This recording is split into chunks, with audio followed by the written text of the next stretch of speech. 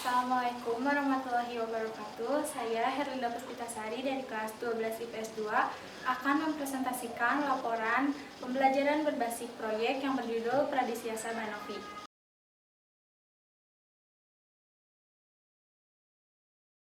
Pendidikan merupakan salah satu faktor yang berperan penting dalam kemajuan suatu negara. Masa depan bangsa sangat bergantung pada kualitas sumber daya manusia yang tentunya ditentukan pula dari kualitas pendidikan yang didapatkan. Dalam Undang-Undang Sistem Pendidikan Nasional Nomor 20 Tahun 2013 mengemukakan bahwa pendidikan adalah usaha sadar dan terencana untuk mewujudkan suasana belajar dan proses belajar mengajar agar siswa aktif mengembangkan potensi dirinya, masyarakat, bangsa, dan negara sejak mewabahnya virus corona di negara Indonesia ini yang mengakibatkan terputusnya seluruh kegiatan termasuk pembelajaran. Menteri Pendidikan Nadiem Makarim memutuskan bahwa proses pembelajaran dilakukan secara virtual untuk memutus mata rantai penyebaran COVID-19.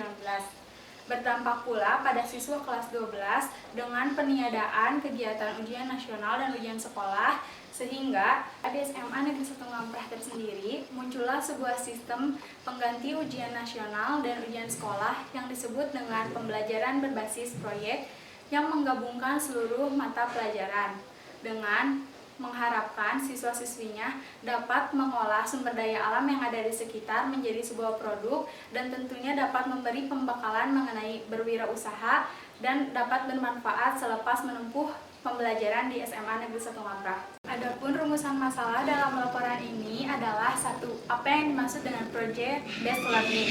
2. Bagaimana pelaksanaan PJBL di Smart 1 Ngamprah? 3. Bagaimana sejarah Banovi sebagai kuliner yang penulis angkat dalam proses pembelajaran ini?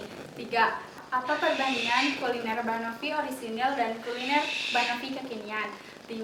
Apa kearifan lokal yang ada di sekitar yang dapat dijadikan sebagai bahan baku dalam pembuatan Banovi? 6. Bagaimana bahan baku pisang dapat tumbuh di wilayah Indonesia? 7. Bagaimana strategi pemasaran yang tepat untuk memasarkan produk tersebut? Tujuan dari laporan ini adalah sebagai berikut. 1. Untuk mengetahui sejarah dari Banovi sebagai kuliner yang penulis angkat dalam pembelajaran berbasis proyek di Seman 1 Ngamprah yang bertemakan Ngamprah Food. 2. Untuk mengetahui perbandingan kuliner Banovi orisinil dan kuliner Banovi kekinian. 3. Untuk mengetahui kearifan lokal yang ada di sekitar yang dapat dijadikan baku produk yang baik secara mendalam termasuk kandungan gizi. 5. Untuk mengetahui seberapa banyak pisang dapat tumbuh di wilayah Indonesia dan provinsi mana saja yang menjadi penghasil pisang terbanyak untuk mengetahui target pasar yang cocok untuk pemasaran produk Banovi.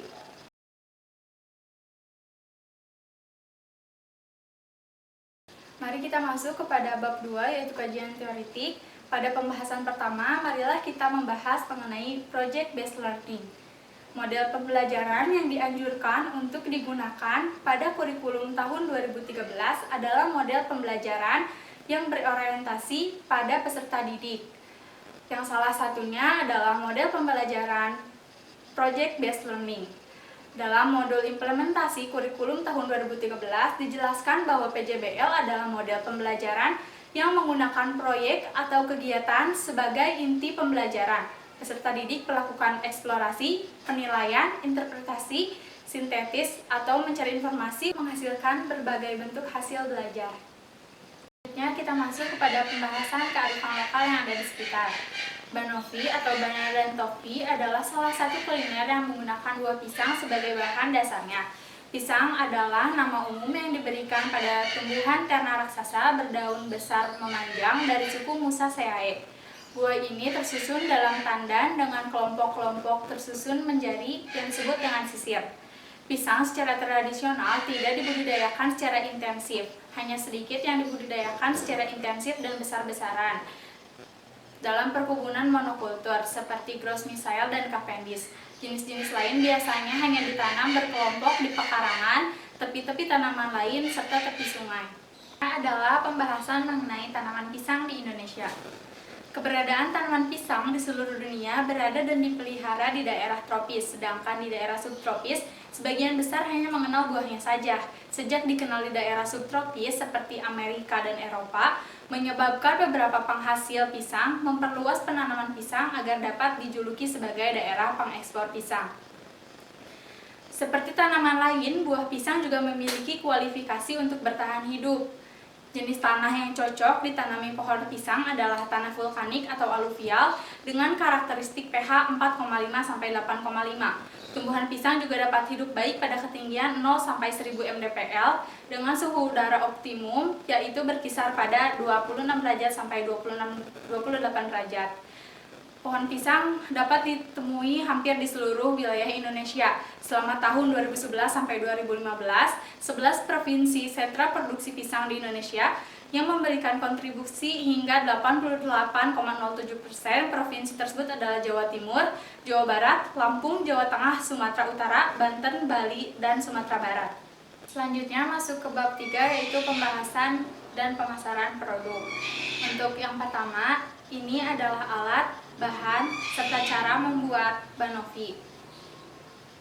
Selanjutnya, ada tabel kandungan gizi dari setiap bahan yang terkandung di dalam. Berikut ini adalah penentuan harga jual yang ditentukan juga dari biaya tetap produksi, biaya tidak tetap, dan harga pokok produksi. Setelah ditetapkannya harga jual, saya melakukan kegiatan promosi melalui Instagram dengan poster sebagai berikut. Pemasaran yang saya targetkan yaitu wilayah Kabupaten Bandung Barat dan Kota Cimahi. Alhamdulillah target tersebut tercapai dan dapat dibuktikan dengan laporan tabel sebagai berikut. Selanjutnya, berikut ini adalah laporan laba rugi, laporan perubahan modal, serta neraca. Bab 4 yaitu kesimpulan dan saran. 1. Kesimpulan. Setelah saya melakukan pembelajaran proyek ini, saya menyimpulkan bahwa PJBL di Seman 1 Ngamprah sangat baik dalam membangun siswa-siswi yang berani dan bertanggung jawab. Terlihat dari keseriusan dalam melakukan kegiatan ini. Lain yang didapatkan juga yaitu pemahaman dalam memanfaatkan sumber daya alam yang di sekitar untuk dijadikan produk sebagai peluang berwirausaha. Adapun saran yang dapat saya sampaikan adalah 1. Karena PJBL di Seman 1 Ngamprah ini pertama kali dilakukan, maka sebaiknya sosialisasi dapat dilakukan dengan lebih jelas agar siswa-siswi lebih memahami tugas-tugasnya. Begitu pula dengan penugasan dari tiap mata pelajaran, baiknya disampaikan secara lebih terperinci agar tidak menimbulkan kebingungan. Berikutnya adalah karena proyek ini mengharuskan siswa dan siswi sampai kepada tahap pemasaran, baiknya dilakukan seleksi antara siswa-siswi yang benar menjual produknya dengan yang tidak, agar dapat dibedakan juga dalam penilaiannya. Demikianlah presentasi laporan yang dapat saya sampaikan. Mohon maaf bila ada kekurangan. Wassalamualaikum warahmatullahi wabarakatuh.